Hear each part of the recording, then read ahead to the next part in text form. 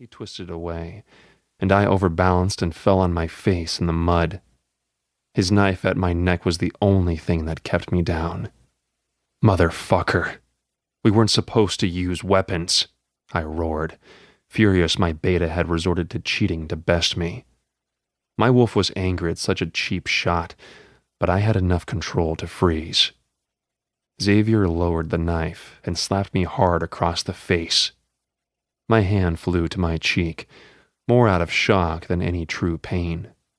I blinked up at Xavier, finally looking at him for the first time since we'd started sparring. Blood dripped down his face from a nasty cut above his eye, and bruises covered his chest. He held his right arm awkwardly down by his side, and I realized as I watched him that he had a slight limp. I lowered my head, ashamed. "Let's go," I whispered, swallowing heavily. Xavier didn't say anything. I picked myself out of the mud, and we wordlessly made our way back to the pack. We were a few miles out, but I needed the slow walk in human form to get my head straight before I was in front of my people again. Out here was the only place I let my guard down. Only I'd lost my damn mind and took it out on Xavier. I paused in front of him. "I'm sorry. I'm sorry." I didn't look at him. I couldn't. The shame heated my cheeks. Xavier rested against a tree, shaking out his ankle. He rolled his eyes. "Don't give yourself so much credit. I let you go on. I'd rather you take it out on me than the pack. That's my job as beta." I sighed. "No, it's not. But thanks anyway." I moved to go, but Xavier stopped me, a hand on my chest. I glanced up at him, my brow furrowed. "You are a good alpha," he stressed. "And trust me, I've seen my fair share. The people here would die for you, Derrick. Do you know how rare that is?" Horror rose in me. "I don't want anyone to die for me," I mumbled. Xavier sighed. "That's not what I meant. Quit being a blockhead and get your head out of your ass. We'll figure this out." His voice went soft at the end, giving me a good-natured punch on my shoulder.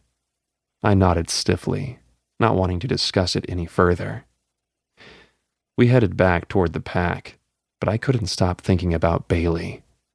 Now that I knew she was a female alpha, everything about her and our tumultuous relationship made sense.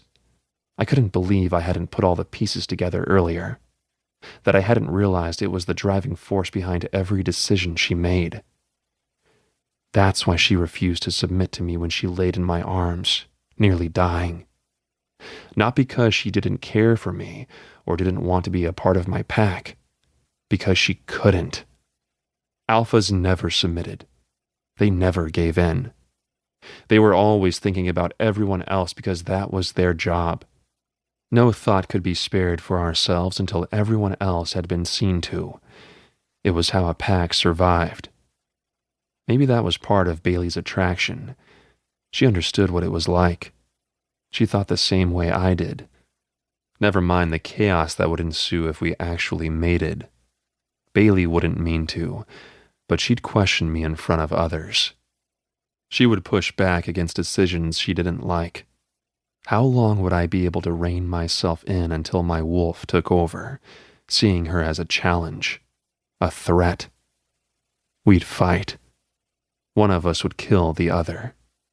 The pack would fall. I shook my head. Regardless of the solution, I needed to get her back.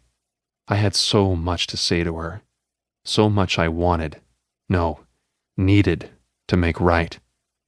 Yet at the same time, another voice whispered in the back of my head, a traitorous voice.